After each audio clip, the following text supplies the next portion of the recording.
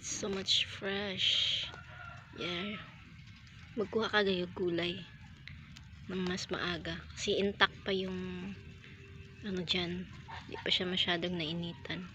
Preparation, nagpo-produce yan siya ng preparation sa katawan para sa init. So, better grab it earlier in the morning na mag-harvest ng mga gulay at prutas.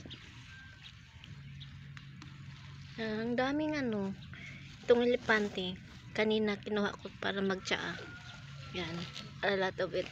So fresh ito, bagong tubo. Sinali ko na yung dahon, pati ugat. Ugat yung importante, pero sinali ko na rin yung lahat-lahat niya. Yan, mag-harvest tayo ng colitis. Yan. May mga tinik-tinik ito. Alam nyo yan pag may mga tinik-tinik. Ano yan? May ginagwardyahan na precious. Kagaya ng mga pinya. Yung sa mga kingdom. Or kahit yung sa Garden of Eden. Binantayan yun ng angel with sword. So, ibig sabihin yan, may maganda or mahalaga dyan. Binabantayan. There. Oh wow, it's fresh. Saluyot. A lot of it. Ang bagong tubo ng mga damo. Ang ganda din ng tubo ng ampalaya dito. It's wild. Next time ko yan kukunin. So ganyan, pumunta lang kayo sa mga damuhan, lalo na sa bagong tubo. Ito, kagaya ng ito, paragis ito. Yan. Kinuha ko ganito kanina. Ito, yung ugat, lahat-lahat kasi fresh o bagong tubo. Kinuha ko kasama nitong elepante. Ginawa kong tsaa. Yan, kunin ninyo, gawin yung tsaa. Mabuti yan. Lalo na sa mga taong acidic, palaging sumasakit yung mga ulo. Yan, better na mag-drink kayo palagi ng paragis. Ganito yan. Ito. Yan, gawa ninyong tsaa. Yan, araw-arawin or better sa isang araw. Halos igawa ninyong tubig para ma-cleanse yung katawan nyo. Yung uric acid kasi matagal yan ilabas sa katawan, no? Kasi tumitigas yan, hindi na yan nadidetect kapag i-CT scan or sa dugo, kasi kapag na-deposit na yan na yung nagiging arthritis. At yung sa mga kasukasuan, sa mga baywang, sumasakit lalo na't nalamigan yan, yun yung napapasakit.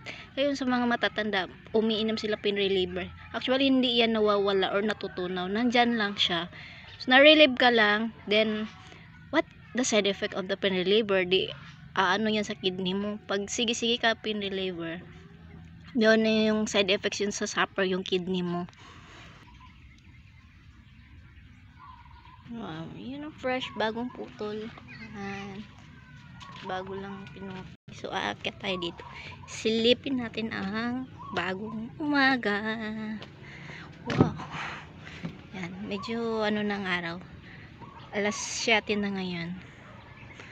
Oh. Mataas na rin konti yung mais sa farm natin.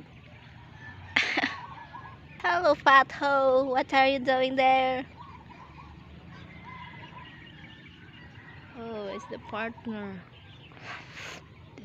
The Pato is lonely.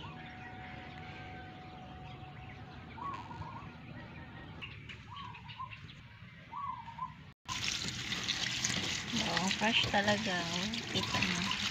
Yan. Pag yan ginulay nyo, yan. Ang minerals to pupunta sa katawan natin. Kahit yung iba na hindi masyadong kumakain ng gulay. Or I mean, hindi nila sila natutunawan. So, yung sabaw po, nandun na yung sustansya. Nasa sabaw na. So, higop lang kayo. Lalo na sumainit pa. Para pagpawisan kayo yun. Mabuti po yung init na higupin ninyo.